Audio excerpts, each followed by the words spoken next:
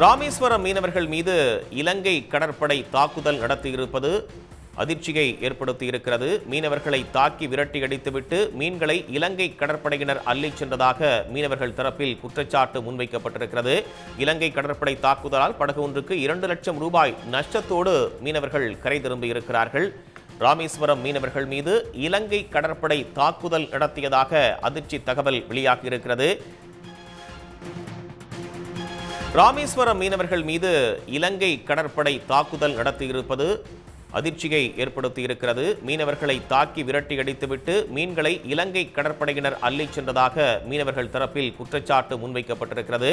இலங்கை கடற்படை தாக்குதலால் படகு ஒன்றுக்கு 2 லட்சம் ரூபாய் நஷ்டத்தோடு மீனவர்கள் கரை திரும்பியிருக்கிறார்கள். ராமேஸ்வரம் மீனவர்கள் மீது இலங்கை கடற்படை தாக்குதல் நடத்தியதாக அதிர்ச்சி தகவல் வெளியாகியிருக்கிறது. உடனுக்குடன் செய்திகளை தெரிந்து கொள்ள சன் நியூஸ் பெல் ஐகானை கிளிக் பண்ணுங்க.